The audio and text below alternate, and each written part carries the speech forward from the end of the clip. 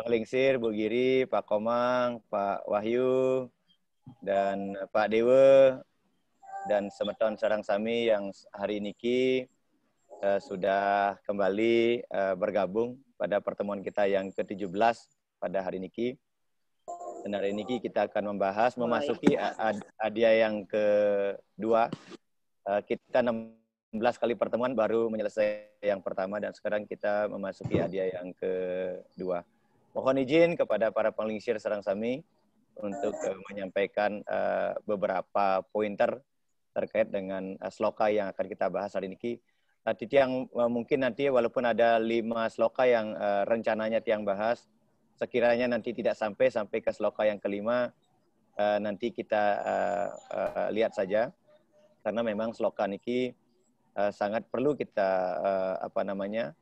di hadiah yang kedua niki adalah merupakan fondasi nanti kita memahami hadiah yang berikutnya. Jadi kita memang perlu pelan-pelan sehingga nanti karena akan banyak sekali pertanyaan terkait dengan diri kita sesungguhnya, yaitu terkait dengan siapa diri kita, mengapa kita datang, dan kemana kita hendak pergi. Nah, itu pertanyaan-pertanyaan mendasar sebenarnya yang nanti yang bermuara kepada who am I, siapakah saya ini, apakah Pak Komang seperti itu, dan lain sebagainya. Nanti itu akan itu. Baik, Bapak Ibu sareng sami, tanpa mengurangi rasa hormat Tiang, izinkan Tiang untuk mengawali kegiatan pada pagi hari ini. Seperti biasa, mari kita awali kegiatan ini dengan memohon restu kepada Ida Sang Yang Diwasa. Semoga kita pada hari ini diberikan kerahayuan untuk membahas. Oke. Baik, kita awali pembahasan ini dengan bersama-sama berdoa, menyiapkan diri kita dengan melantunkan mantrem Pawitri Karana agar kita memiliki kesiapan secara rohani untuk mendiskusikan Bhagavad Gita ini. Mari bersama-sama kita awali dengan Pawitri Karana.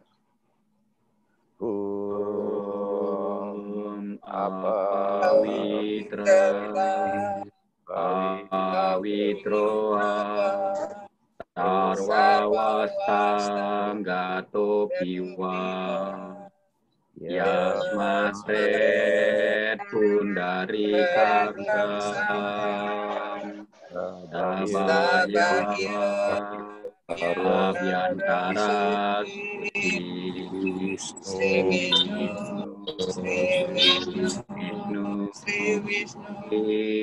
Vishnu. Saya mohon izin kepada beliau yang menurunkan Bhagavad Gita. Om Tat Sat Srimad Bhagavad Gita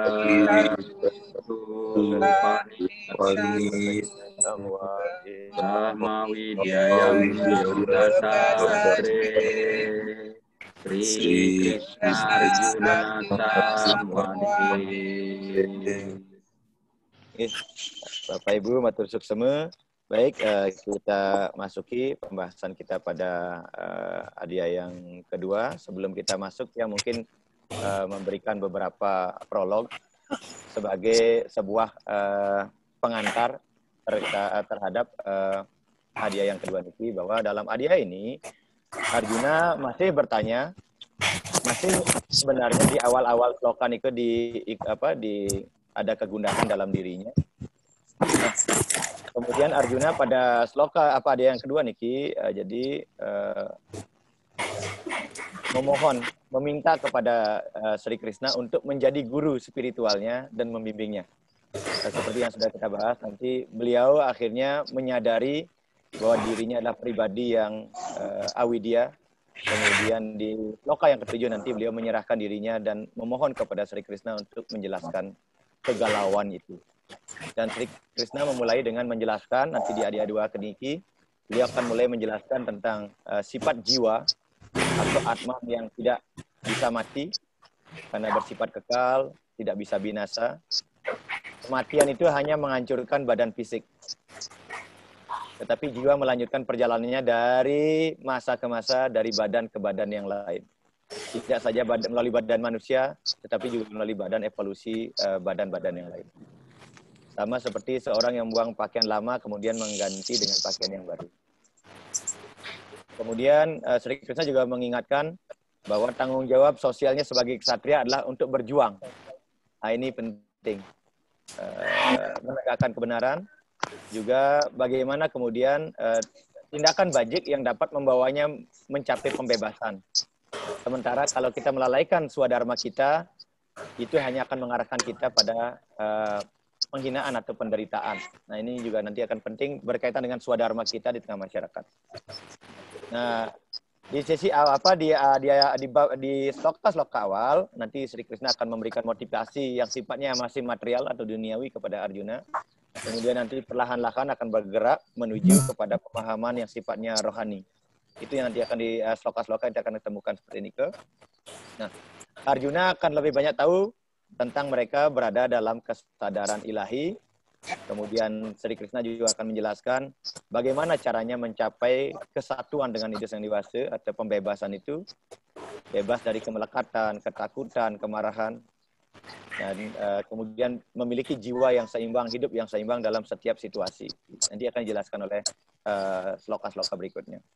Nah, Sri Krishna juga dalam Adhyaya Niki menjelaskan perkembangan penderitaan pikiran kita, itu terkait dengan keserakahan, kemarahan, dan nafsu yang dikatakan sebagai 3 gerbang orang itu bisa masuk ke dalam neraka, yaitu keserakahan, kemarahan, dan nafsu. Nah, inilah yang kemudian nanti secara detail akan dijabarkan di dalam hadiah yang kedua niki. Baik, kita Bapak Ibu Umat Sarang Sami, kita masuki ke sloka yang pertama. Sloka yang pertama niki kita wacen. Nah, sebenarnya di sini ada penglingsir tiangnya, Bu Dewa Ayu Tri Juliani, sebenarnya suaranya bagus untuk nembangang sloka niki. Bukan dari Bang. Apa beliau bisa, mungkin Bu Dewa bisa nembang niki satu sloka, Bu Dewa? Bu Dewa Ayu? Oh, beliaunya lagi off. Baik, Bapak Ibu, mari kita tembangkan niki dengan sloka dengan seruti periring atau seruti yang paling pendek dari pembacaan tradisi membaca sloka kita. Nggih. Sanjaya uwaca, nggih.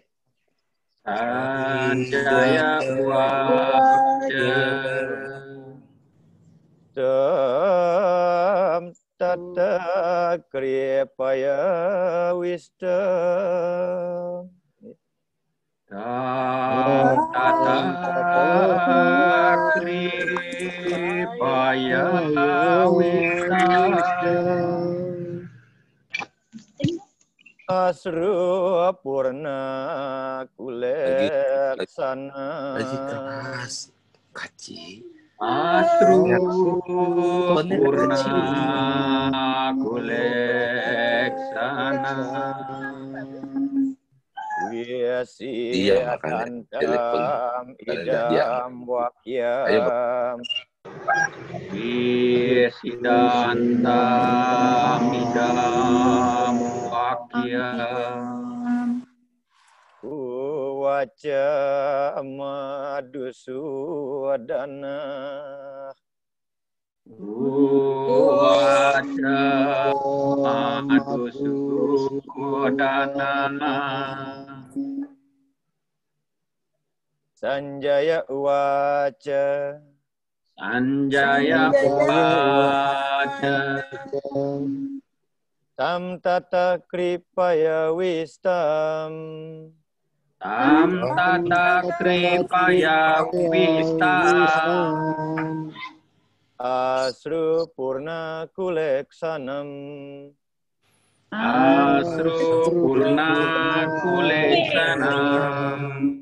Wisidantam idam wakyam. Wisidantam idam wakyam. Uwaca madusudana. Uwaca madusudana. Bapak Ibu Sarang Sami, kita ada beberapa kosakata yang kita bisa baca di sini.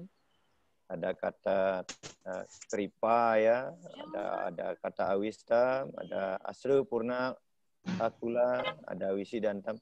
Jadi pada intinya di adi yang kedua niki kemudian Sanjaya berkata kepada Dasarasta, melihat Arjuna tertutupi oleh rasa belas kasihan dan penyesalan, matanya menjadi basah, dipenuhi oleh air mata, maka Madhusudana berkata sebagai berikut. Jadi tingkat kegalauan Arjuna itu mencapai puncaknya sampai kemudian Arjuna meneteskan air matanya. Dan pada saat itulah kemudian Sri Krishna mendekati Arjuna dan berkata demikian. Baik, kita bisa mungkin lihat apa makna sloka niki. Bapak Ibu sareng sami. Jadi untuk menggambarkan perasaan Arjuna, Sanjaya menggunakan kata kripaya yang artinya belas kasihan atau belas asih. Nah, di dalam kajian susastra Hindu, kata welas asih ini memiliki dua pengertian sesungguhnya. Yang pertama adalah welas asih yang sifatnya rohani atau sifatnya ilahi, yaitu orang-orang suci yang sudah merasakan jiwa-jiwa ya di dalam material ini. Jadi melihat penderitaan mereka itu yang jauh dengan Tuhan. Jadi orang itu akan sedih kalau mendapati ada semetonnya kok ten eling kan widi. Nah, itu yang disebut dengan welas asih yang sifatnya ilahi, sehingga dia akan bisa mengarahkan orang itu untuk mengajak menuju ke jalan kebenaran. Itu yang pertama. Yang kedua adalah sifat welas asih yang sifatnya material, yaitu sifat yang kita rasakan saat melihat kesusahan tubuh orang lain. Jadi ada orang lain menderita, waduh kasihan sekali orang itu kok menderita, kok sakit, kok berduka terus. Jadi karena sifat-sifat fisik. Tapi yang lebih sesungguhnya diarahkanlah bagaimana kemudian kita memiliki rasa empati ketika orang itu menjauh dari sifat-sifat kebenaran. Jadi rasa welas asih ini ada dua kategori. Itu yang kalau kita membaca Manawa Dharma Sastra akan seperti ini. Nah, welas asih material ini adalah sentimen mulia yang tidak diarahkan dengan sempurna. Nah, itu penjelasannya Manawa Dharma Sastra seperti itu. Ini seperti terobsesi dengan keselamatan mobil di jalan raya, sementara pengemudinya duduk di sebelahnya dalam kondisi belum makan gitu. Nah, seperti itulah kondisi kira-kira digambarkan. Jadi kita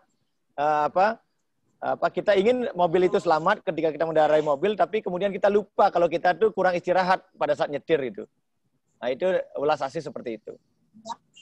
Nah, Arjuna mengalami sentimen jenis yang kedua niki. Dia diliputi oleh rasa kasihan yang sifatnya material terhadap musuhnya yang berkumpul, yang ingin membunuh dia sesungguhnya gitu. Jadi dia nggak tahu kalau Korawa, Duryodhana, Dusasana, bahkan Drona, bahkan Kripa yang ada pada saat itu adalah bagaimana dia ingin menghancurkan Pandawa. Itu yang tidak diketahui oleh Arjuna. Sementara di satu sisi Arjuna memiliki pemahaman, aduh kasihan itu guru saya, itu kakek saya, itu sepupu saya, dan lain sebagainya. Sementara Arjuna tidak memiliki pandangan yang luas apa yang dimiliki oleh Korawa yang ada di seberangnya itu. Itu yang tidak dimiliki oleh, pandangan itu yang tidak dimiliki oleh Arjuna. Nah, fakta bahwa Arjuna diliputi oleh kesedihan dan keputusasaan menunjukkan bahwa ia sendiri sangat membutuhkan belas kasihan. Nah, pada di sisi yang momen yang lain, sesungguhnya Arjuna ini sedang membutuhkan penghiburan, membutuhkan petunjuk terhadap sifat yang dia miliki ini gitu. Nah, oleh karena itulah kemudian gagasan tentang Arjuna yang memiliki sifat welas asih kepada orang lain ini sesungguhnya adalah sifat welas asih yang tidak berdasar sesungguhnya. Begitu penjelasan yang kalau kita bisa renungkan dari sloka yang pertama niki. Nah, dalam sloka niki kemudian Sri Krishna disebut sebagai Madhusudana. Jadi beliau pernah membunuh raksasa yang sangat terkenal, yaitu namanya raksasa Madu. Nah, raksasa Madu niki memang memiliki tipikal mengacaukan sistem kerja pikiran. Jadi bagaimana agar orang itu memiliki sifat keraguan-raguan. Jadi raksasa yang memang mengacaukan sistem kerja pikiran agar orang itu memiliki ragu-ragu. Seperti yang pernah saya bahas dulu di awal. Jadi setiap kali seperti Pak Komang gitu, memiliki semangat membara di awal berangkat dari rumah, begitu sampai di sekolah, di kampus, tiba-tiba muncul keraguan, bisa nggak saya jadi dosen?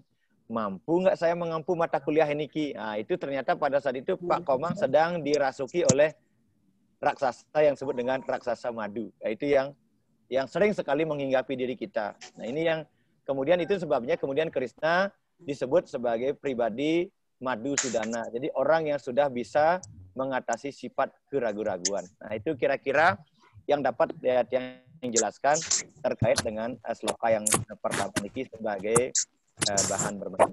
Oke, mungkin kita lanjutkan ke sloka yang kedua, Bapak Ibu sareng sami.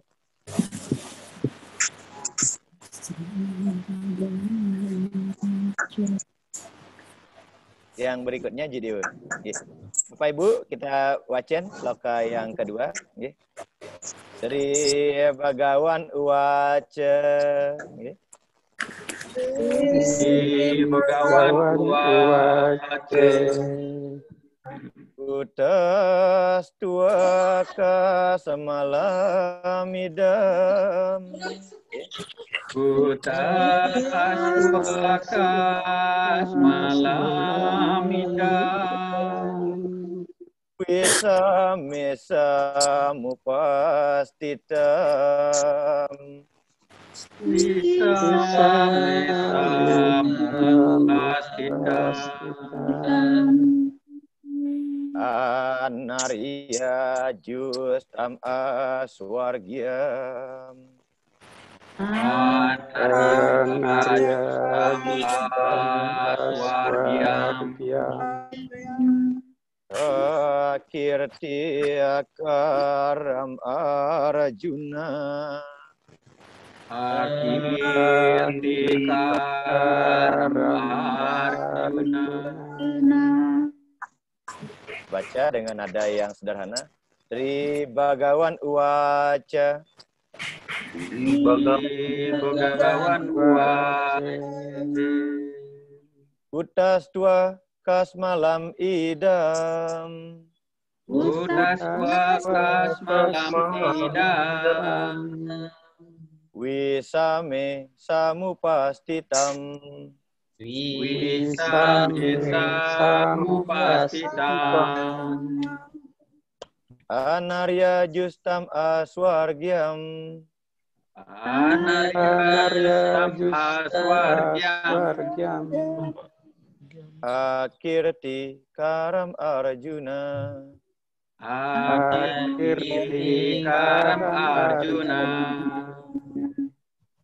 Sri Krishna bersabda, wahai Arjuna, dari mana datangnya kekotoran ini menghinggapi dirimu di saat-saat engkau menghadapi kesulitan besar seperti ini? Tindakan itu bukanlah sifat seorang Arya, tidak mengantarkan orang kepada pencapaian sorga, sebaliknya akan menjerumuskan dirinya ke dalam kehinaan. Jadi ada kata, ini saya ingin menegaskan bahwa kata sorga yang diklaim oleh semeton yang lain itulah bahasa Sanskerta dari kata suarga. Jadi kata sorga nih adalah bahasa Sanskerta. Jadi nanti perlu dijawab bahwa kata sorga itu bukan bahasa Arab tapi adalah bahasa Sanskerta. Jadi di sini Sri Krishna justru menegaskan bahwa keraguan Arjuna itu sebagai kesulitan besar. Ya. Dan kata Arya di sini bukan selama niki orang mengartikan Arya itu adalah orang bangsa Indo-Jerman. Tetapi dalam konteks ini sebenarnya kata Arya artinya adalah orang yang mulia. Orang yang memiliki pemahaman luas. Jadi orang yang brilian. Jadi orang yang memiliki tingkat IQ yang sangat tinggi. Itu pemahamannya. Jadi bukan selama niki ada yang mengatakan bahwa agama Hindu pertama kali berkembang di India dibawa oleh bangsa Arya. Jadi bilang orang bangsa Indo-Jerman. Nah, itu perlu kita koreksi bahwa Arya di sini adalah orang yang memiliki pengetahuan yang luas. Jadi orang yang cerdas sesungguhnya begitu. Baik, kita bahas sloka yang kedua niki. Apa yang kita bisa renungkan dari sloka niki? Bapak Ibu sareng sami, jadi kata Arya, ini yang kata tegaskan, jadi kata Arya dalam kitab suci tidak mengacu kepada ras atau kelompok etnis manapun seperti yang pernah mungkin Bapak Ibu kita baca di buku-buku sejarah bahwa peradaban Hindu di India dibawa oleh bangsa Arya dari Indo-Jerman. Nah, ini perlu kita koreksi. Di dalam Manu Semerti, kata Arya didefinisikan sebagai orang yang sangat berkembang dan berbudaya tinggi.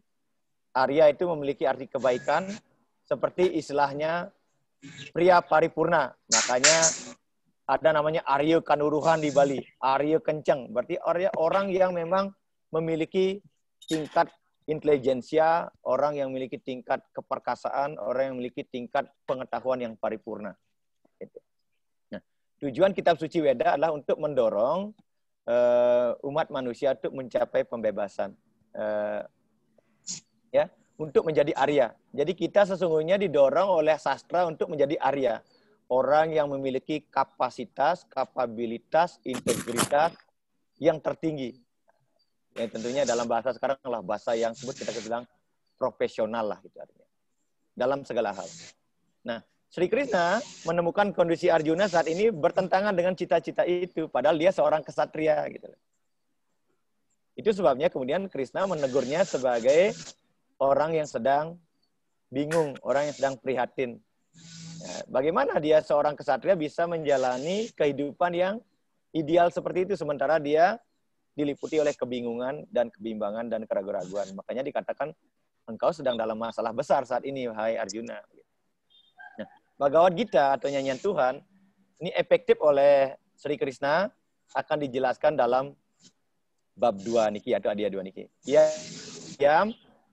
sampai sekarang mulai berbicara. Yang di bab 1, dia adia yang pertama, Sri Krishna itu belum mengungkapkan kata-kata apapun, karena itu masih berbicara istilah. Di adia yang kedua inilah kemudian kediaman Sri Krishna itu akan mulai tidak ada, dan beliau akan mulai mewejangkan pencerahan, memberikan pencerahan kepada Arjuna. Pertama-tama, Krishna akan membuat Arjuna lapar akan ilmu pengetahuan. Dia melakukan ini dengan menunjukkan bahwa keadaan kebingungannya yang tidak terhormat itu tidak pantas bagi orang-orang yang disebut sebagai seorang kesatria. Ya, kata kesatria adalah orang yang berbudi luhur. Dia kemudian mengingatkan Arjuna tentang konsekuensi delusi, kebingungan yang dialami oleh Arjuna, yaitu rasa sakit, penghujatan, kegagalan dalam hidup, dan degradasi jiwa. Jadi kalau orang itu mengalami keraguan-raguan, maka di saat yang sama dia akan mengalami ketakutan. Itu secara alamiah akan seperti itu. Kalau Pak Wahyu ragu-ragu, maka di saat yang sama Pak Wahyu akan memilih maka pada saat yang sama Pak Wahyu akan mengalami rasa ketakutan. Dan kita semua seperti itu. Kapan rasa ragu itu muncul dalam diri kita, maka di saat yang sama ketakutan itu akan muncul dengan sendirinya. Itu yang dialami oleh Arjuna. Nah, alih-alih menghiburnya, kemudian Sri Krishna membuat Arjuna tidak nyaman dengan kondisi seperti itu. Nah, kita semua tentu pernah merasa tidak nyaman ya saat kita bingung. Jadi begitu kita bingung, kita akan merasa tidak nyaman. Karena itu sesungguhnya bukan kondisi jiwa kita yang sesungguhnya gitu. Ya, kalau jiwa itu kan sifatnya stabil, cerah. Begitu kita bingung, maka di saat yang sama kita akan mengalami rasa yang tidak nyaman. Nah, perasaan tidak puas itu jika disalurkan dengan benar, nah ini PR ini juga tantangan. Ketika kita mengalami rasa tidak puas dalam suatu pekerjaan tertentu, baik di kantor, di sekolah, di kampus, dan di tengah masyarakat, kalau itu diarahkan dengan benar, maka rasa itu akan bisa menjadi pendorong kita untuk menjadi pribadi yang lebih kuat untuk belajar.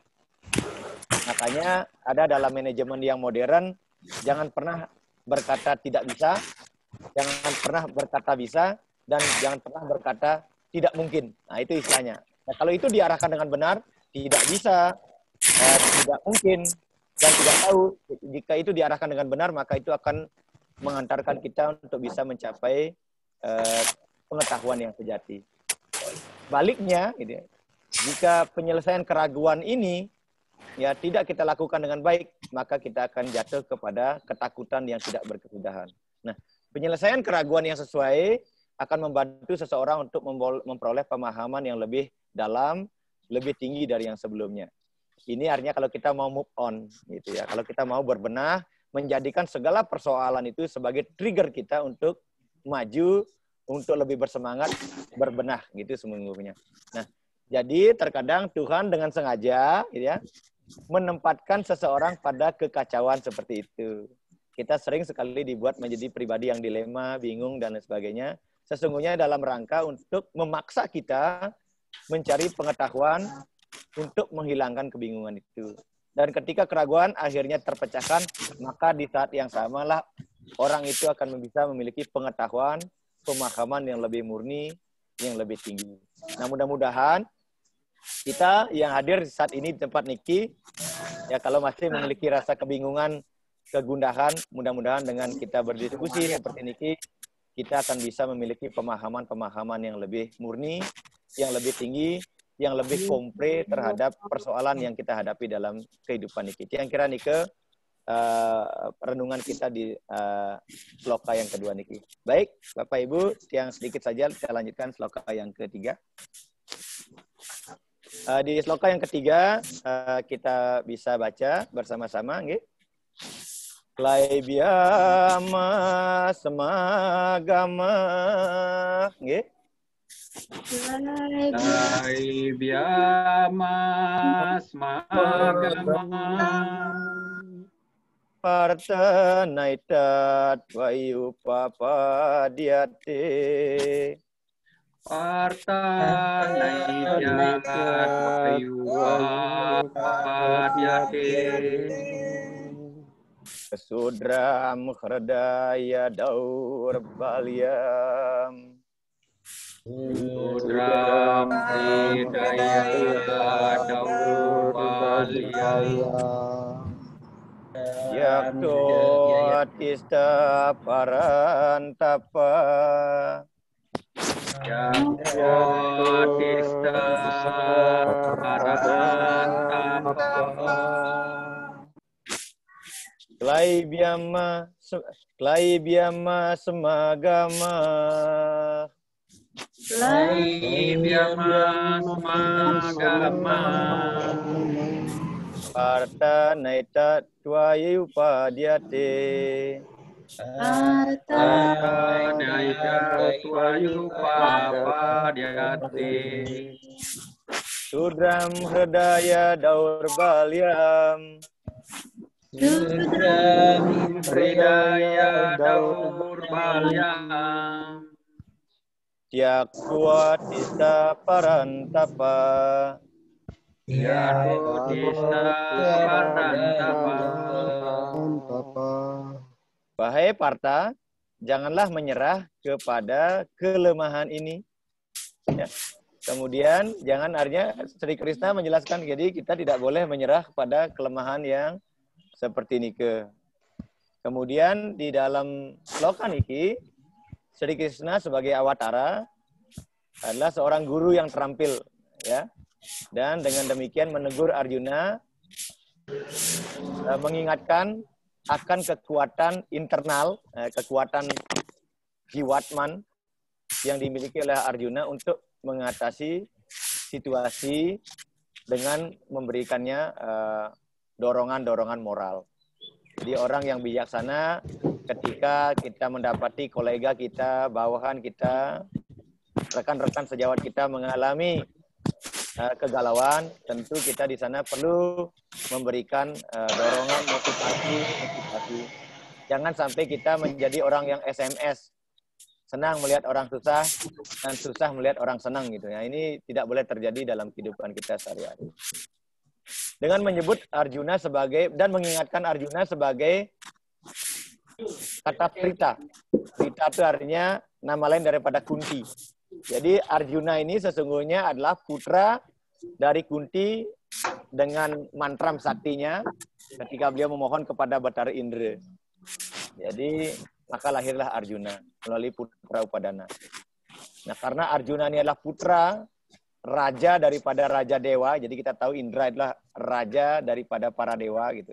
Maka sesungguhnya sifat Arjuna yang bingung itu disentil oleh Krishna. Kamu ini tidak menunjukkan diri sebagai titisan Bathara Indra yang gagah perkasa dan menjadi dewa menjadi raja dari para dewa. Itu yang ingin ditegaskan oleh Sri Krishna kepada Arjuna. Jadi Sri Krishna mengingatkan akal ini, mendorongnya untuk tidak menyerah pada impotensi, ya, kekacauan pikiran seperti itu.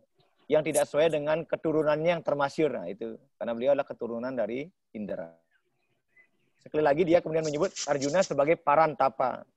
Jadi penakluk musuh. Jadi kita pernah tahu Arjuna itu pernah melakukan pertapan yang sangat hebat, bisa mengatasi godaan bidadari yang superabo yang sedemikian cantiknya, kan begitu? Itu aja bisa diatasi, masa yang seperti ini tidak bisa diatasi. Jadi menunjukkan untuk bagaimana akhirnya, padahal sesungguhnya Arjuna adalah orang yang sudah bisa menaklukkan berbagai macam musuh-musuh yang paling hebat yang pernah ada di dunia ini. Makanya Arjuna disebut dengan nama lain yaitu Parantapa. Nah, ini yang kemudian diingatkan oleh Krishna kepada Arjuna. Nah, kemudian Krishna melanjutkan menjelaskan bahwa perasaannya bukanlah kewajiban moral atau belas kasihan sejati. Sebaliknya, itu adalah merupakan ratapan dari delusi. Itu semuanya berakar dari kelemahan pikirannya Arjuna. Nah, jika perilakunya benar-benar didasarkan pada kebijaksanaan dan belas kasihan yang murni atau belas kasihan yang sifatnya ilahi, maka sesungguhnya Arjuna tidak akan mengalami kebingungan atau kesedihan. Nah, kata kunci dari sloka yang kedua niki adalah, ini renungan buat kita semua, agar kita bisa menapaki jalan pencerahan, memang kita memerlukan semangat dan moral yang tinggi. Ya. Seseorang itu perlu optimis, jangan pesimis, perlu memiliki sifat antusias, tidak pernah menyerah, dan energik, jangan 4L ya, lemah, letih, lesu, loyo, begitu. Itu yang harus kita miliki. Dan kemudian kita harus mau tidak mau, apalagi di zaman yang kompetitif seperti saat ini, ya kita harus membuang sifat kemalasan itu. Kalau kita malas, maka peluang itu akan diambil oleh orang lain. Ya. Kemudian perlu pembiasaan. Kita harus kemudian membiasakan diri sedikit demi sedikit, step by step, selangkah demi selangkah untuk meniti jalan kehidupan ini menjadi lebih baik. Karena tujuan utama kelahiran kita ke dunia ini dalam rangka untuk memperbaiki kualitas kehidupan kita. Dan ini perlu menjadi pembiasaan kita setiap hari. Rasa ketidaktahuan kita harus pecahkan dengan cara belajar, belajar, dan belajar. Kalau Jokowi dibilang kerja, kerja, dan kerja. Ketika kita mengalami avidya atau kekacau balon pikiran, maka kita harus mengatasi dengan cara belajar agar avidya itu menjadi widya, menjadi tahu, dari tidak tahu menjadi tahu. Dan kemelekatan itu tentu kita lakukan dengan cara 3 hal. Nanti akan dijelaskan oleh sloka berikutnya. Ada 3 hal yang tidak boleh kita tinggalkan di dunia ini, yaitu melaksanakan dharma, melaksanakan yadnya, dan melaksanakan dana atau berdharma. Ini adalah cara-cara kita mengatasi kemelekatan terhadap dunia material ini. Jadi tiang kira, pesan sloka yang ketiga ini sangat jelas, yaitu kita harus memiliki semangat, pantang menyerah. Siapa yang tidak pernah menyerah, siapa yang selalu memiliki semangat, maka dialah akan bisa memenangkan persaingan kompetisi-kompetisi yang ada di dunia saat niki. Jadi orang yang tidak mau bersaing, orang yang tidak mau berkompetisi, orang yang tidak memiliki semangat, maka dia akan ditinggalkan oleh zaman niki. Yang kira nike yang clue yang kita bisa dapatkan dari pesan sloka yang ketiga niki, apa yang dipesankan oleh Krishna kepada Arjuna. Nah, yang kira nike. Kemudian sloka yang keempat, Bapak Ibu, nah, niki akhirnya Arjuna bertanya lagi kepada Krishna. Arjuna uwaca, nggih. Arjuna uwaca. Katam bismam aham sangki. Katam bismam aham sangki. Dronam camadusudana. Dronam camadusudana. Iya subik pratiyot syami. Subik pratiyot syami. Pujar wa arisudana. Pujar wa arisudana. Arjuna uwaca. Arjuna uwaca. Katam bismam aham sangkye. Katam bismam aham sangkye. Dronam ca madusudana.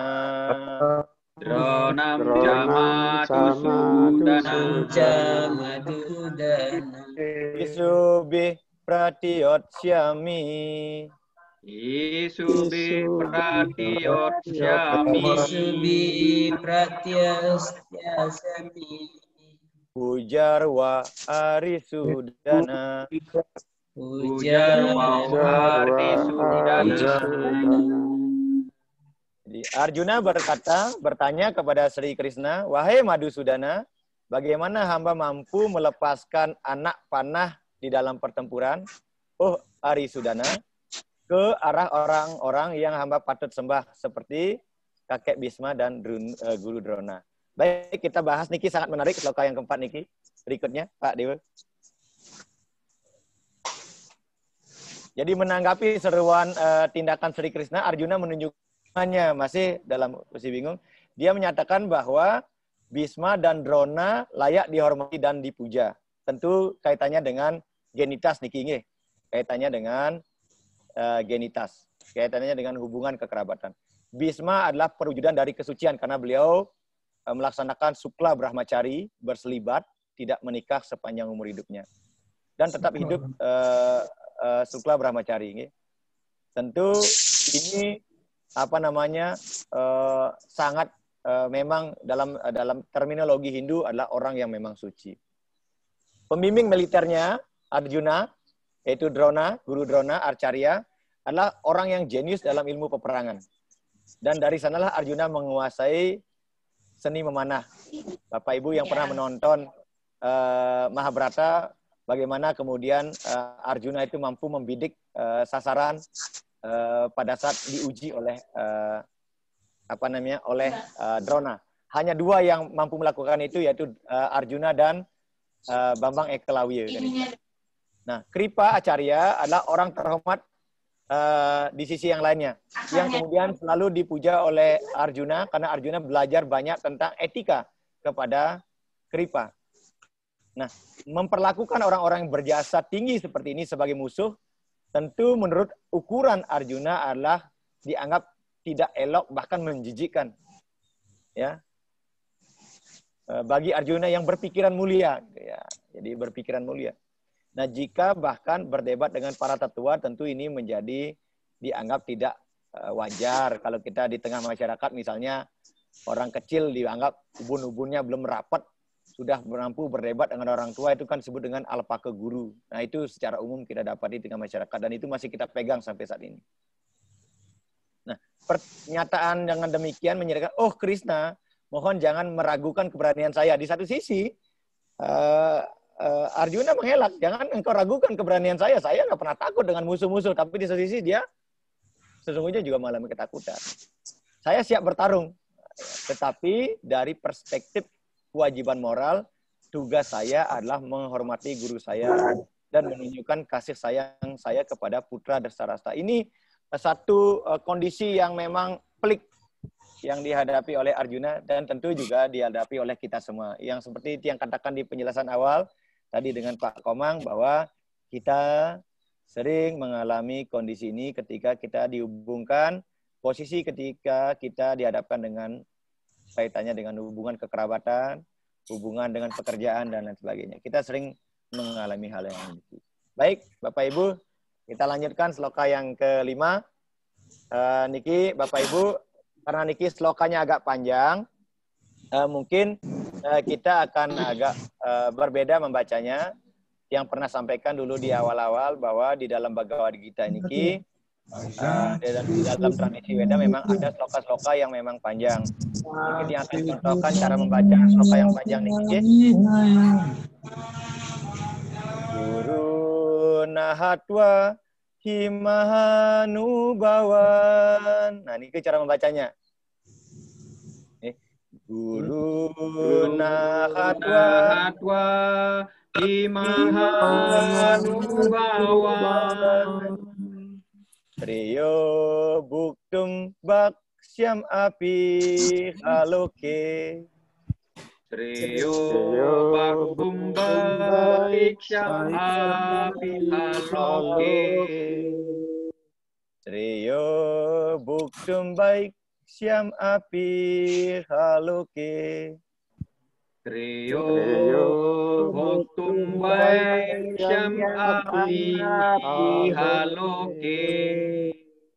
Hatwarta kamam sugurun iha iwa. Hatwarta kamam sugurun iha iwa. Unjiya bogan rudira pradigdan. Bunjiya bogan rudira pradigdan. Mungkin untuk lebih mudahnya, mungkin nanti saya rekamkan MP3-nya untuk teman-teman nanti yang share lewat Pak Dewa, nanti biar bisa di-share kepada teman-teman yang lain. Biar nanti, karena nanti kita akan banyak ketemu sloka yang agak panjang seperti niki, kita tidak bisa baca seperti sloka yang sebelumnya. Ini harus kita baca agak panjang. Di dalam teks membaca seruti, niki juga agak panjang. Mungkin Bapak Ibu pernah membaca Puji Trisandia bait yang kedua. Om Narayana Ewedam Saramnya itu adalah sloka yang panjang. Maka teknik membacanya memang agak berbeda. Niki sama dengan sloka niki. Memang ada teknik membacanya yang berbeda. Okay? Guru nahatwa himahanubawan Sriyo buktum baksyam api haloke. Atwarata kamam sugurun iha iwa. Bunyiya bogan rudira pradigdan. Ya, ini cara membacanya nanti. Yang akan rekamkan nanti untuk teman-teman biar nanti bisa dipakai untuk membaca di rumah dengan keluarga atau dengan semeton-semeton yang ada di wilayah masing-masing. Nah, daripada membunuh para guru yang sesungguhnya adalah tokoh-tokoh yang sangat agung, lebih baik hamba hidup di dunia dengan cara mengemis. Oleh karena membunuh mereka yang menginginkan keuntungan duniawi, tetapi mereka tetap adalah para guru. Arjuna tahu bahwa pihak Kaurawa ya keinginannya adalah keinginan yang sifatnya material. Ya, tetapi Arjuna tetap memiliki pandangan, saya tidak menginginkan keuntungan duniawi seperti itu. Tetapi mereka, karena apa? Karena mereka tetap adalah para guru saya. Maka kepuasan yang didapatkan seperti itu sama seperti ketika kita makan, tapi di dalamnya dipenuhi dengan darah. Nah, itu pemikiran Arjuna seperti itu. Bapak Ibu, ada beberapa poin yang bisa kita renungkan dari sloka yang kelima niki. Kita pelan-pelan membahasnya. Dapat dikatakan bahwa Arjuna memang perlu berjuang ekstra untuk memenangkan kerajaan, mempertahankan apa yang ingin dipertahankan. Kita sudah tahu bahwa Hastinapura sesungguhnya secara yuridis semestinya itu adalah milik Pandawa. Secara yuridis. Tapi secara de facto itu diperebutkan. Karena Duryodhana, Drestarasta sendiri tidak mau putra-putra Pandu yang menjadi putra mahkota. Walaupun itu tidak diungkapkan, tetapi dari apa yang dilakukan oleh Drestarasta dan Gandhari, dia sesungguhnya tidak ingin putra Pandu itu menjadi putra mahkota. Dan Arjuna tahu persis bahwa dia harus memperjuangkan hak-haknya. Ya. Tetapi Arjuna membantah garis pemikiran itu. Jadi Arjuna membantahnya. Seolah-olah bahwa Arjuna tidak butuh itu maksudnya. Kita sering dihadapi seperti itu. Kita di satu sisi ingin memperjuangkan hak-hak kita, tapi begitu kita dihadapkan dengan pimpinan, kadang-kadang kita merasa, saya lebih baik, saya kira itu nggak penting. Padahal kita menginginkannya dalam hati, kita menginginkannya, tetapi kita tidak gentle untuk mengungkapkannya. Ya, itu kira-kira Pak Komang gitu ya. Pak Komang mungkin pada Bu Giri pengen mendapatkan tunjangan yang lebih tinggi dalam hati, tapi begitu berhadapan dengan Bu Giri nggak berani mengungkapkannya gitu. Kira-kira seperti itulah. Nah, ini yang kita sering bisa dihadapkan menjadi orang yang munafik. Dia mengatakan bahwa dia lebih baik, lebih suka hidup dengan mengemis daripada melakukan kejahatan keji. Ya. Dia lebih lanjut, Arjuna mengatakan lebih percaya bahwa jika dia benar-benar menikmati tindakan keji dalam berperang dan membunuh orang tua dan kerabatnya, hati nuraninya tidak akan pernah mengizinkan dia untuk menikmati buah dari tindakan itu. Seperti kekayaan dan kekuasaan. Jadi Arjuna, seperti itulah kondisi realnya yang kita menghadapi semua. Nah, Bapak Ibu mungkin pernah membaca dramanya Shakespeare, ya, mungkin pernah, atau membaca novelnya Macbeth, bahwa contoh jitu tentang seseorang yang tidak dapat menikmati bahkan keadaan alami tidur pun karena hati nuraninya bersalah, apalagi menikmati kekayaan dan kekuasaan yang datang dari perilaku yang tidak bermoral. Ini mungkin teman-teman yang pernah membacanya. Jadi Macbeth itu adalah seorang bangsawan di Skotlandia. Suatu ketika dalam perjalanan Raja Skotlandia datang untuk beristirahat di dalam rumahnya. Nah, istri Macbeth ini menghasutnya agar suaminya mau membunuh raja dan merebut tahtanya. Nah, Macbeth terpengaruh oleh nasihatnya dan membunuh raja, dan setelah itu dia dan Lady Macbeth dimahkotai sebagai raja dan ratu Skotlandia pada saat itu. Namun selama bertahun-tahun setelah itu Macbeth ditemukan berjalan di istananya dan kemudian mendapatkan penyadaran sepenuhnya di malam hari, dan penulis di sana mengatakan Macbeth telah membunuh tidur, sehingga Macbeth tidak akan tidur lagi. Nah, ratu kemudian ditemukan berulang kali mencuci tangannya seolah-olah untuk menghilangkan noda darah dari hayalannya. Ini yang terjadi dalam novelnya Shakespeare. Mungkin nanti teman-teman pernah membacanya novel ini. Baik, Pak Dewo, mungkin sedikit lagi biar diskusinya menarik, Pak Dewo. Nah, Bapak Ibu sareng sami, jadi menurut aturan kitab suci Weda, nah ini mohon ampura ya, kalau jangan tersinggung. Jadi seorang atasan atau seorang guru yang melakukan perbuatan tidak benar dan telah kehilangan rasa untuk membedakan antara yang baik dan yang buruk, itu patut kita tinggalkan. Makanya dalam Weda dikatakan demikian, di mana tidak ada pemimpin yang baik yang melindungi rakyatnya, di mana di sana tidak ada dokter yang yang bisa memberikan obat-obatan, dan di mana di sana tidak ada sumber penghidupan air, maka tempat itu tidak layak kita diami. Ini tentu menjadi PR yang besar. Ya, ketika kita dihadapkan pada posisi pekerjaan kita saat ini, sering sekali kita mendapati bahwa atasan kita, pimpinan kita mungkin berperilaku tidak baik. Nah, apakah kita harus meninggalkan kantor itu atau bagaimana? Nah, ini mungkin akan menjadi diskusi kita yang sangat menarik.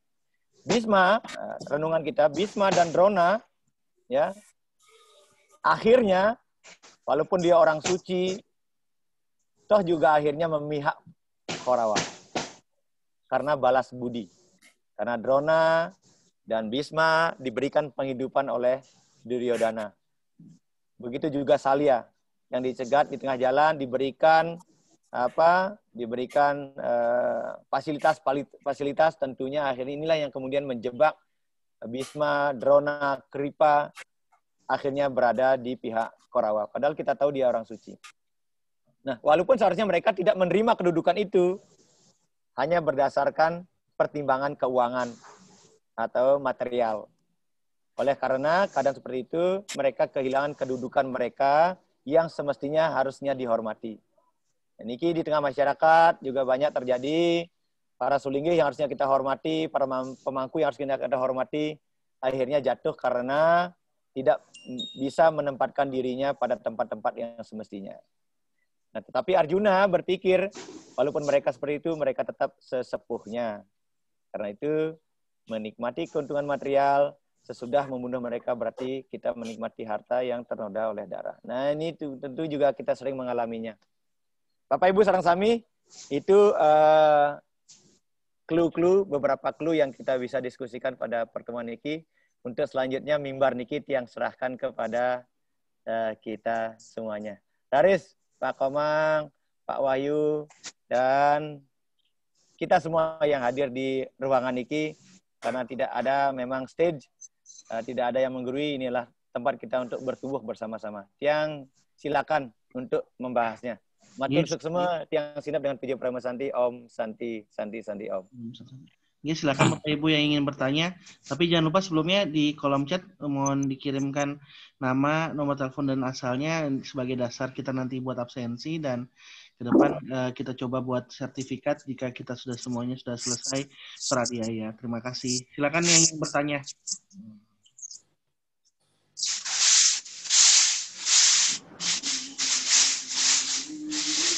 Pak Komang belum di-unmute, Pak Komang.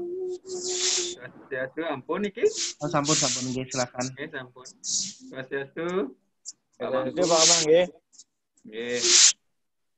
Semua Pak Mangku luar biasa. Niki kita mulai bab 2 dari sloka 1 sampai sloka 5. Ada dua nggih yang ingin mendapat pencerahan dari Guru Mangku nggih. Yang pertama, sebelum masuk ke materi, yang ingin bertanya bab 2 awal-awal niki kan masih keraguan-raguan Arjuna nggih, masih cerita gitu. Padahal Bhagavad Gita adalah percakapan antara Arjuna dan Krishna. Pertanyaan ini belum masuk ke materinya. Pertanyaan awal dulu, pertanyaan di luar niki. Apakah bab 1 karena berupa masih pengantar begitu, bab 1 awal-awal bab 2 niki sudah termasuk dari Bhagavad Gita atau masih pendahuluan?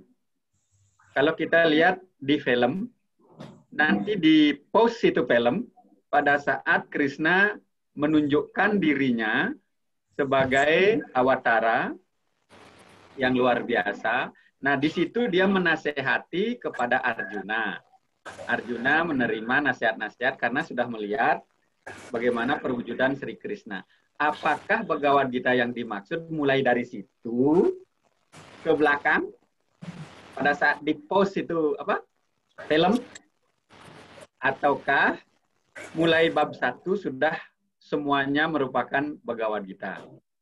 Sekali lagi karena bab 1 apalagi itu tidak semua percakapan antara Arjuna dan Krishna. Menceritakan secara keseluruhan pendahuluan sebelum Krishna menunjukkan kemahakuasaannya dalam bentuk perwujudan wajah yang luar biasa. Yang pertama. Yang kedua niki mengenai substansi. Substansi niki apalagi sekarang zaman Kali Yuga, memang zamannya sudah kacau. Jadi tentang madu, raksasa madu itu memang luar biasa. Tiap hari kita hadapi hal seperti itu. Tiap tindakan bahkan, bukan tiap hari, bahkan tiap tindakan, pasti menimbulkan keraguan-raguan dalam pikiran kita. Apalagi memang zamannya sekarang itu. Yang sangat merasakan sekali, walaupun kita sudah berbuat sebaik mungkin, prestasi apapun yang kita buat sebaik mungkin, tapi karena sudah dinilai tidak bagus, kadang-kadang memang selalu kita menjadi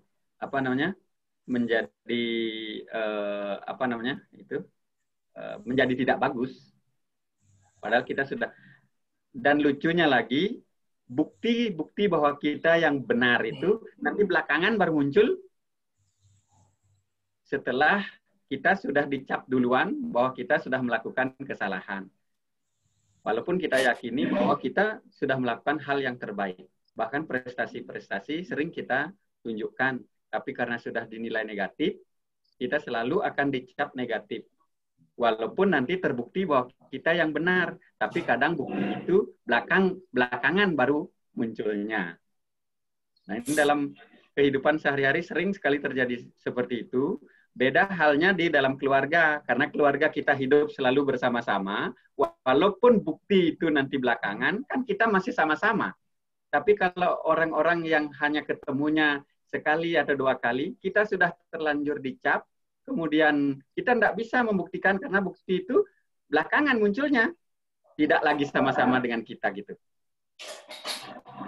Secara pribadi, dia tidak terpengaruh oleh hal-hal seperti itu.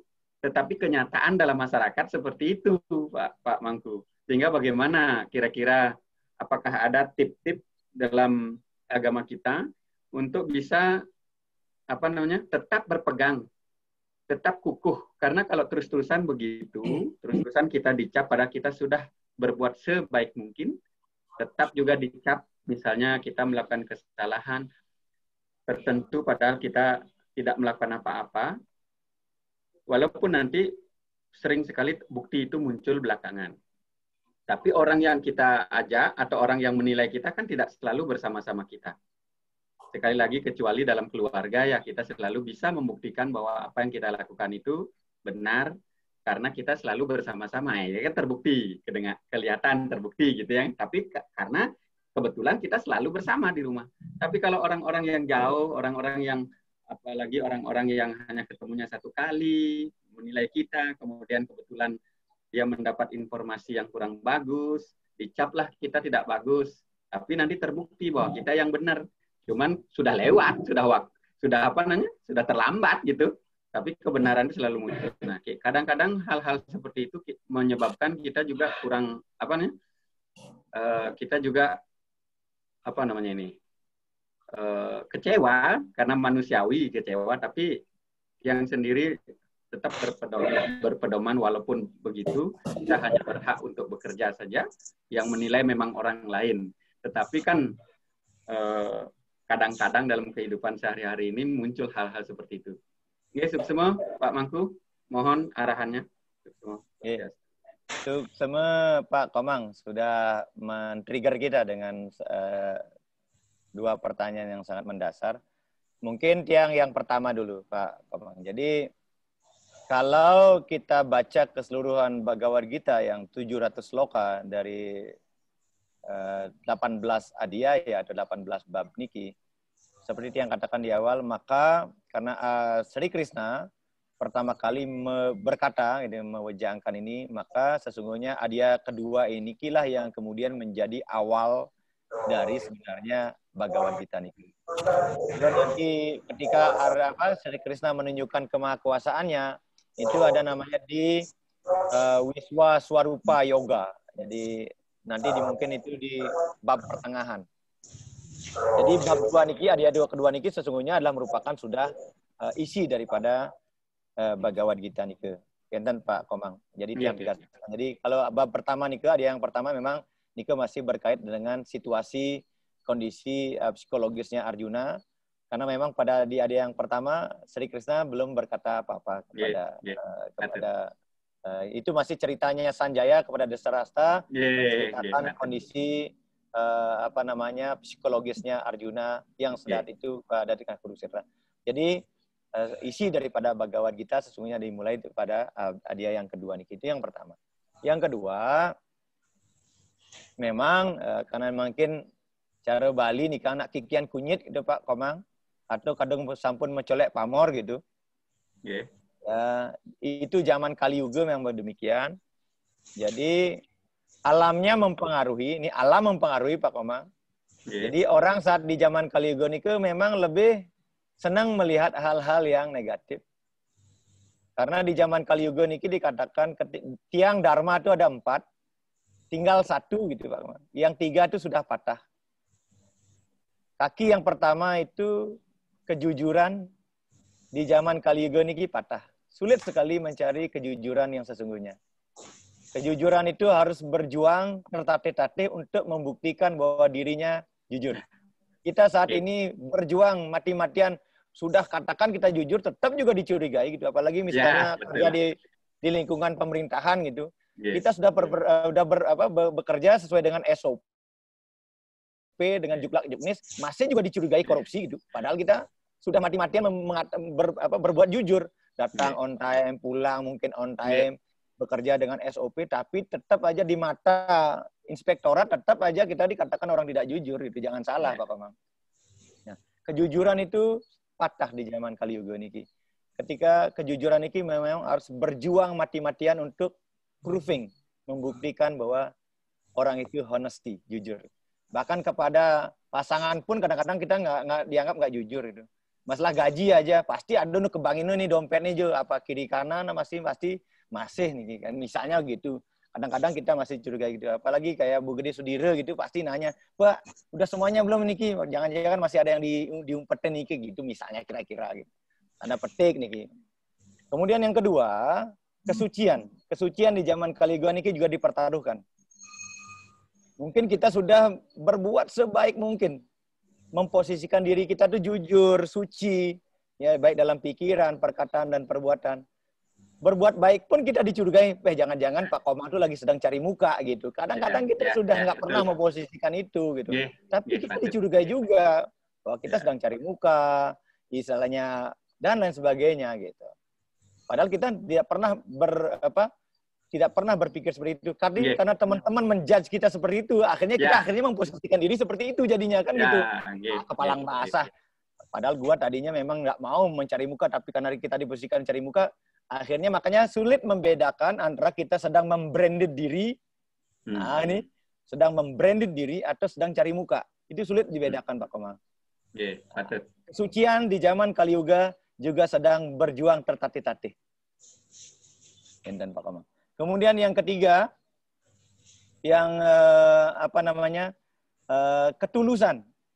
Tadi kebenaran kejujuran, kesucian, dan yang ketiga ketulusan. Ketulusan di zaman Kaliuga ini juga sedang patah. Sulit sekali kalau kita mengatakan bahwa saya ini nakeng tuas melakukan ini. Dia melakukan gini pasti must be something behind. Gitu. Pasti ada udang di balik penggorengan kan begitu. Pasti ada sesuatunya gitu. Ya, ini perjuangan-perjuangan yang memang di zaman Kaliuga ini membutuhkan membutuhkan effort yang tidak sedikit. Ya, Pak Komang benar bahwa akhirnya kebenaran itu akhirnya datang belakangan. Tapi ya, apa yang dikatakan oleh sesastra Bang benar Pak Komang. Satyam ewa jayate, bahwa kebenaran itu akan selalu muncul pada akhirnya, walaupun mungkin terlambat itu. Jadi banyak sekali ya orang itu diponis kadung sudah kikian kunyit niki. Ya saya pernah mengalami begitu. Kadang-kadang perjuangan kita, karya-karya terbaik kita sekian lama mengabdi negara hanya karena kesalahan kecil saja itu sudah menguburkan dedikasi kita, loyalitas kita di dalam pekerjaan. Ya, jadi kita banyak mengalaminya. Orang sudah ngayah dari pagi sampai sore, bahkan tidak mengingat istrinya lagi di rumahnya, ngayah di pura gitu. Tiba-tiba karena uang 1 perak selisih, neraca pertanggungjawabannya nggak balance, dia bilang korupsi. Padahal itu mungkin nggak seberapa besar. Dan itu terbawa gitu. Begitu berjumpa, wah Yanu korupsi, oh Yanu tidak baik. Bahkan mungkin orang sudah tidak melakukan itu. Tetapi apa yang harus kita lakukan Pak Komang? Tadi karena Pak Komang bertanya, apa yang harus kita lakukan? Jadi dalam sloka yang lain dikatakan oleh Krishna begini, Sreyan Swadharma Wiguna. Tugas kita adalah berbuat apa yang sudah menjadi kewajiban kita dengan baik. Walaupun itu tidak sempurna. Daripada melakukan pekerjaan yang bukan menjadi tupoksi kita, walaupun lebih mudah dan lebih menjanjikan, tetapi itu jauh lebih berbahaya. Dengan sloka yang sangat indah Pak Komang. Sreyan Swadharma Wiguna. Para Dharmat Suanus kita suwe darme nidanan seriah para Dharmat baya waha. Tugas kita adalah berbuat yang terbaik seperti apa yang sudah digariskan, yang sudah menjadi tanggung jawab kita. Walaupun tidak sempurna, walaupun tidak dinilai baik oleh orang lain. Ya, daripada kemudian kita melakukan pekerjaan yang bukan tanggung jawab kita, yang bukan profesi kita, yang bukan menjadi kapasitas kita, walaupun itu nampaknya lebih mudah dan memberikan kesenangan kepada banyak orang lain. Ya, seriah katanya, danam seriah, memberikan kepuasan kepada orang lain, memberikan orang lain itu bisa tersenyum, tetapi itu lebih berbahaya. Gitu kira-kira Pak Komang. Jadi itu yang pertama. Yang kedua,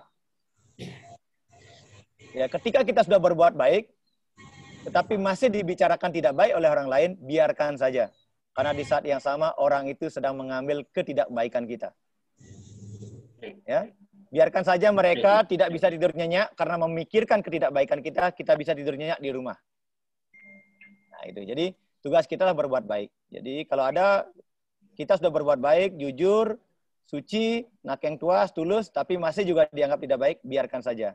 Karena di saat yang sama, orang itu sedang mengambil karma buruk kita. Maka saya pernah menulis, ketika ada orang membicarakan kejelekan, kelemahan orang lain, maka dia sudah rugi 3 kali. Pertama, dia sedang membakar karma baiknya. Yang kedua, dia sedang mengambil karma buruk kita, karena dia selalu memikirkan kejelekan kita. Dan yang ketiga, di saat yang sama dia sedang membangun karma buruknya. Jadi biarkan saja. Jadi itu 3 kondisi yang harus kita lakukan. Ya, mari kita sekecil apapun kita lakukan yang terbaik. Ya tetap, Nike, saya katakan di awal dulu, bahwa tugas kita ini oleh Brahma Samhita sudah ditegaskan. Dharma, arta, kama, moksa, sariram, sadanam. Tubuh kita ini adalah alat, adalah media, adalah perahu, adalah wahana bagi kita untuk melaksanakan dharma. Karena ketika dharma sudah kita lakukan melalui kehidupan ini, maka secara automatically harta yang kita dapatkan, sumber penghidupan yang kita dapatkan tentu akan bisa memberikan kita kama yang akan membahagiakan kita. Yang kira nih ke poinnya dari Tiang Pak Komang. Mungkin sementara yang lain masih berkenan untuk melengkapinya, Tiang persilakan. Raris Pak Komang, suksema. Luar biasa Jeromangku, suksema luar biasa nggih. Raris semeton sareng sami duenang niki publik bagan niki. Pak Samuel silakan dari. Tapi sebelumnya tadi ada 4 tiang dharma, yang satu apa Pak Jeromangku? 3 tadi sudah patah. 3 tadi sudah patah. Terus 1 lagi yang apa ini? Baik, Tiang Pak Dewa, mohon izin Tiang screen sebentar saja. Apa 4 tiang nih ke Pak Dewa ya? Sebentar saja Pak Dewa. Tiang share screen sebentar aja. Silakan Bapak. Silakan. Oke, Tiang sebentar saja.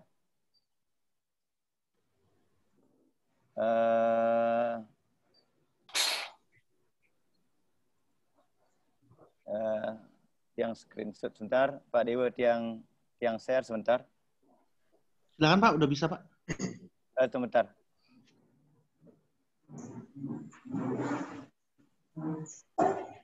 Tiang tunggu sebentar Pak Dewa.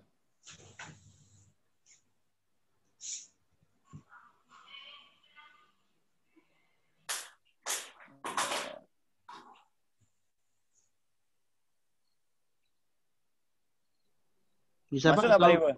Belum ya? Tidak masuk. Untuk kirim ke WA saya, bentar saya tunggu dulu Pak Dewa. Tiang share screen nggih. Oke. Niki Pak Dewa, tiang share screen niki Pak Dewa. Dia sudah masuk Pak. Oke. Niki Pak Komang. Tatas cadu dinam dharma satyam saucam kesama daya kalena balinaham. Jadi di zaman Kali Yuga niki ada 4 tiang. Jadi kejujuran itu patah, kesucian diri itu patah, kesabaran dan kasih sayang. Jadi saat ini yang masih bertahan adalah kesabaran Pak Komang.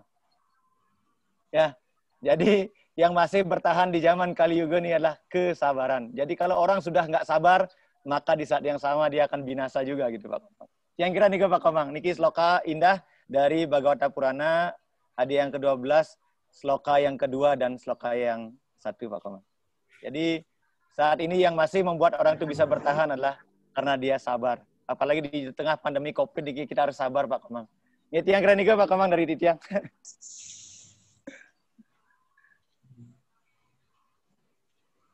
Raris, tiang kira nih. Jadi karena nih pertanyaan Pak Komang. Jadi yang sekarang bisa membuat kita masih bisa tersenyum adalah sabar kata Pak Wahyu. Tadi sebentar yang lainnya. Jastu, Pak Mangku. Jastu, Pak Wahyu, Raris. Ya, saya sama Pak Komang kayaknya 11-12. Tapi mungkin sedikit saya tambahkan karena sesuai dengan yang Pak Mangku pernah sampaikan bahwa ada hal-hal yang memang sudah menjadi aturan walaupun tidak benar, tetapi kebenaran yang tidak sesuai aturan gitu Pak Mangku yang awal-awal dulu masih di bab 1. Sehingga kalau menurut pendapat saya sih, yang tadi Pak Komang sampaikan tuh kayaknya ini apa namanya, implementasi di lapangan Pak, terutama di pegawai negeri. Kan kita harus mengikuti aturan-aturan yang ada, tapi kadang kita mengikuti aturan itu malah dianggap kita yang melakukan ketidakbenaran. Ini saya sekarang sedang jalani nih Pak Mangku, hal seperti ini. Baru saja, tapi belum ini. Tapi dengan bab 2 yang barusan Pak Mangku sampaikan, kelihatannya siap berperang lah saya gitu, istilahnya, selama memang kebenaran itu yang saya pegang begitu Pak. Tapi yang satu hal yang saya masih agak ragu Pak Mangku, mohon pencerahan tadi menyangkut pada kita sudah disumpah untuk mengikuti apa yang disampaikan oleh pimpinan, dalam artian siap gerak gitu, siap jalankan, walaupun itu kadang menurut umum tidak benar. Di satu sisi, menurut umum yang benar adalah seperti ini. Nah, mohon pencerahan Pak Mangku, sebenarnya mana di dalam dua hal ini yang menurut Bhagavad Gita sebaiknya kita jalankan? Yang benar tidak sesuai aturan, atau sesuai aturan tetapi sebenarnya merugikan banyak orang? Begitu. Pak Mangku, saya menambahkan sedikit tadi, plus juga mohon pencerahan. Terima kasih Pak Mangku. Untuk semua Pak Wahyu, mungkin Niki seharusnya kita minta pendapatnya penglingsir kita Niki Bu Giri Niki. Mungkin beliaunya bisa memberikan kita insight Niki. Atau Pak Dewa Niki, Pak Dewa Putra, beliau selalu bisa memberikan kita insight Niki. Mungkin Bu Giri dulu, atau Bu Giri mungkin bisa memberikan kami insight Niki Bu Giri.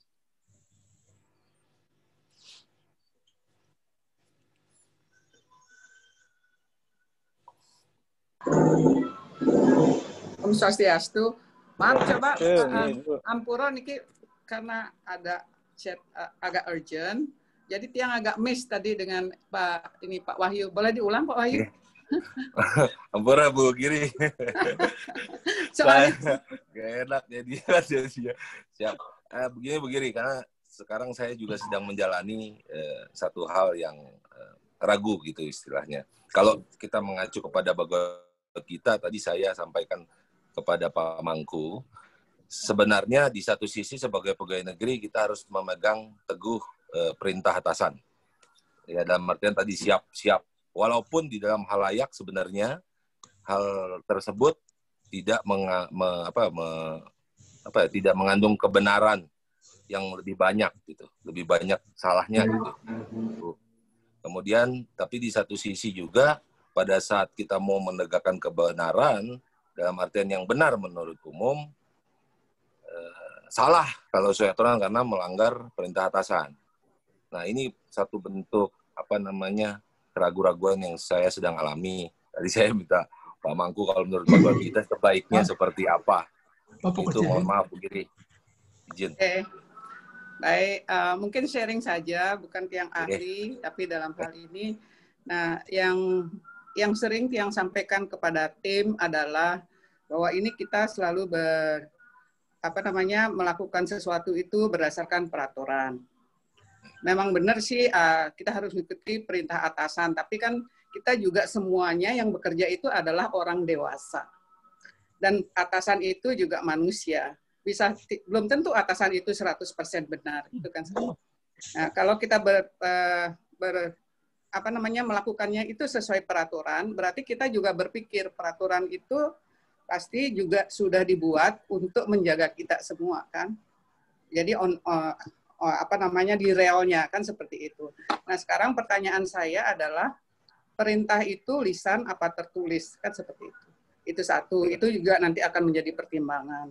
Kalau perintah itu lisan kan sebagai orang dewasa kita juga bisa memilah-milah seperti yang disampaikan tadi oleh Jero Makudanu, ketika atasan itu sudah tidak benar ya silakan ditinggal. Dan kalau di tim saya mungkin sudah sering mendengarkan, marilah kita melakukan membiasakan yang benar, bukan membenarkan yang biasa. Karena kadang yang biasa itu belum tentu benar. Yeah. Mungkin barangkali. Terima kasih. Yeah. Terima kasih Bu Giri. Semua Bu Giri, mungkin Tiang nambahkan saja di dalam konteks kehinduan ada 3 pagar sebenarnya yang harus kita, kalau kita berbicara kebenaran yang sesungguhnya ya, memang benar. Jadi artinya kebenaran pun, jadi dalam konteks ini disebut dengan satyam. Satyam itu berarti berkaitan dengan tatanan, ya. Jadi berkaitan dengan tatanan. Jadi tatanan dalam konteks ini berkaitan dengan produk hukum, baik hukum agama maupun hukum formal negara di mana kita berada. Dalam agama ini disebut dengan satyam. Satyam itu artinya kebenaran itu memang. Jadi tatanan itu yang paling tinggi. Kemudian yang kedua ada siwam. Siwam itu berkaitan dengan kesucian atau tuntunan. Tatanan itu bagaimana caranya dia juga harus bisa menjadi tuntunan kita bersama-sama. Sehingga makanya nanti ketika dalam konteks-konteks orang yang membuat regulasi sebagai sebuah tatanan, maka itu harus siwam. Harus menjadi tuntunan bersama-sama. Jangan hanya menjadi tuntunan sekelompok orang atau sebagian kecil saja. Kemudian yang ukuran yang ketiga adalah sundaram. Sundaram itu artinya indah.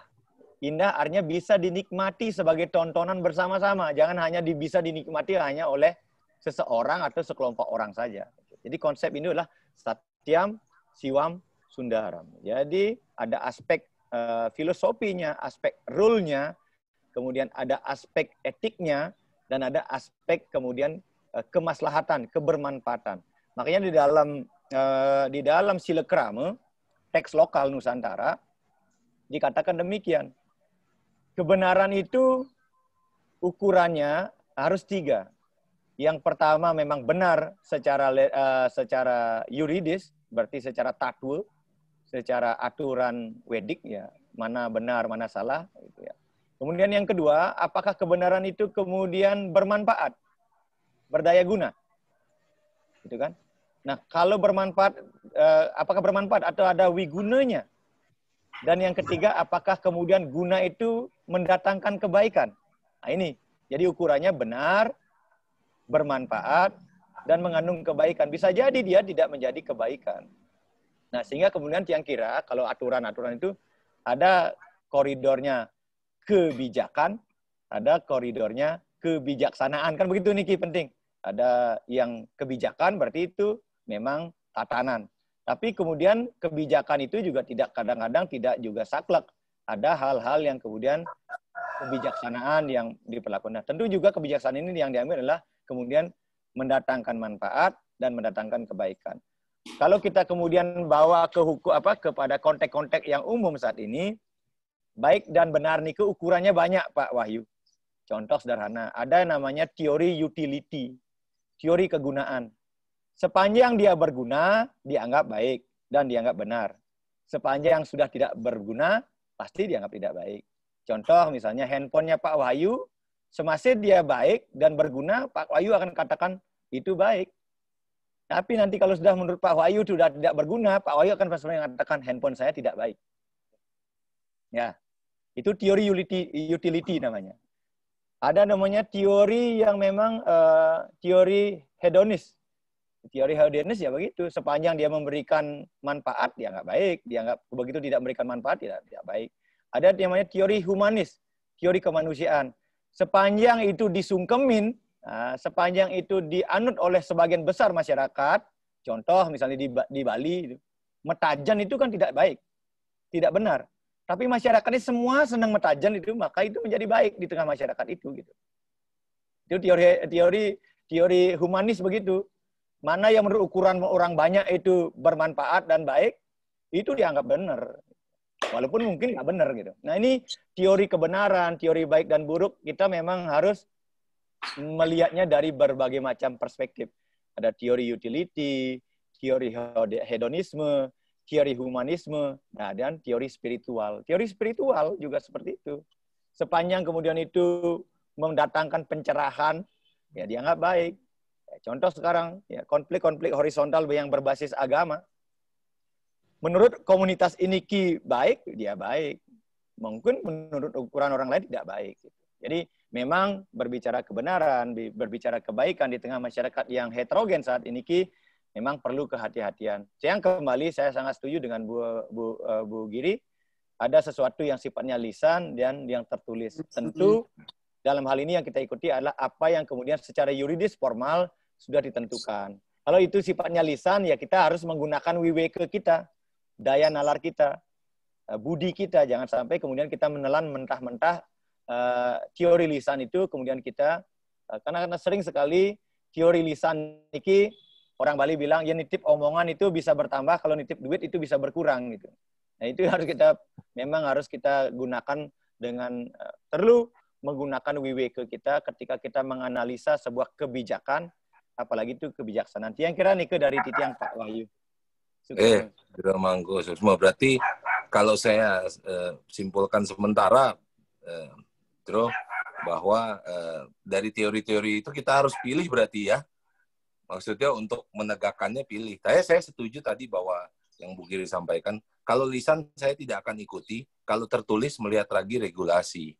Kan banyak hal sebenarnya saya sampaikan bahwa aturan yang ditetapkan oleh pemerintah itu menurut saya sudah berbagai kajian menjadi pertimbangannya banyak, perspektifnya sudah banyak sekali.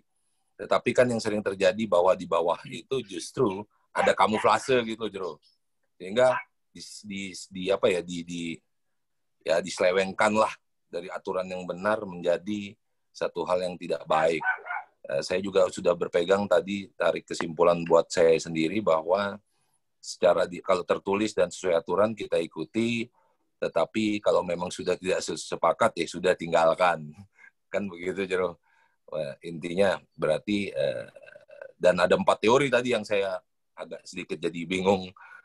Tapi kalau menurut Bhagavad Gita kelihatannya ya selama menguntungkan humanisme lebih masuk kelihatannya, Jero Mangku. Kalau sesuai Bhagavad Gita gitu kalau menurut saya. Tapi sedikit ada masukan saya untuk melangkah nih hari ini mengambil putusan. Yang kira gitu, artinya kalau kita berada di ranah-ranah publik, memang paling tidak keputusan yang kita buat adalah dengan resiko yang paling minimalis. Kita kira itu. Jadi artinya apapun keputusan yang kita buat di tengah masyarakat, apakah saat itu kita berdiri sebagai seorang pribadi atau sebagai bagian besar dari masyarakat ini, baik masyarakat kedinasan atau masyarakat sosial yang lainnya, apalagi kemudian kita berdiri sebagai seorang pemimpin pengambil kebijakan, maka kebijakan itu adalah kebijakan yang resikonya paling minim, itu yang harus diambil. Jadi yang kira itu yang harus menjadi, makanya perlu kajian-kajian. Baik terkait dengan aturan, yang kira mungkin kita semuanya tahu kan tidak saklek. Pasti akan ada nanti, ya, kalau kita berbicara pasal, pasti akan ada ayat tambahan, pasal tambahan. Artinya yang kemudian memungkinkan itu tidak diberlakukan saklek. Yang kira itu. Kalau di adat misalnya, yang tahu ada awig-awig A. Pasti ada pengecualian namanya prarem-prarem. Artinya itu sesuatu yang kemudian berkembang sesuai dengan situasi kekinian daripada masyarakat. Kadang-kadang kan aturan, apalagi aturan yang sifatnya makro undang-undang, itu kan tidak serta-merta bisa berubah setiap saat. Tentu di sana akan ada hal-hal yang secara teknis substantif akan diatur lebih detail, kan begitu, lebih rigid, lebih rinci, lebih rinci, sehingga tingkat resiko itu paling minimalis, kemudian itu bisa diterapkan. Yang kira Niko, apalagi kaitannya dengan tatwa, dengan aturan, dengan perundang-undangan, tentu sudah melalui mekanisme, bahkan ya walaupun di sana ada kepentingan politis dan sebagainya, yang kira itu tentu ya kita akan tetap mengikuti Nike. Seperti sekarang misalnya undang-undang Omnibus Law ini yang sudah masih meninggalkan banyak riak dan lain sebagainya, yang kira itu kan perlu juga secara substantif nanti akan dibuatkan kajian-kajian teknisnya, sehingga memang kita memerlukan Nike. Yang kira Nike, Pak Wahyu dari Titian. Sukma, Jero Mangku.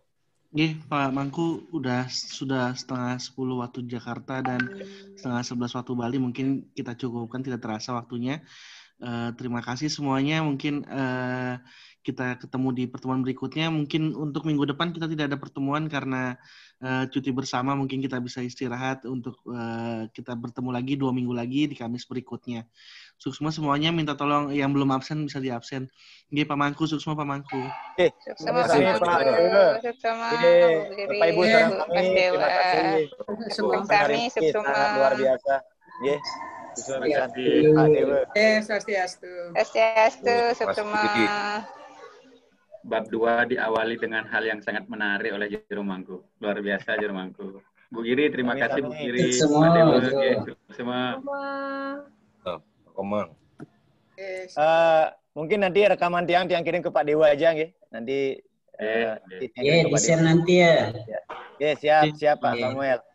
Saya belum mendengar komentarnya Pak Samuel sebenarnya. Ya, baru jadi pendengar ini, Jero.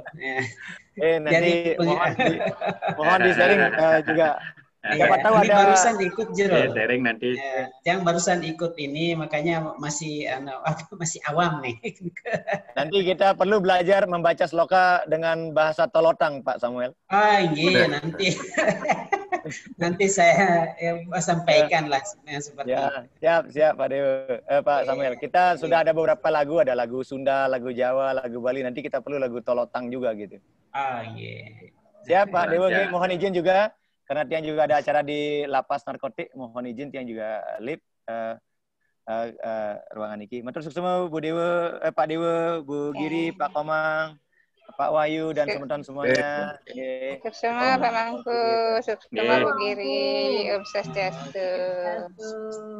Swastiastu. Pamit nggih.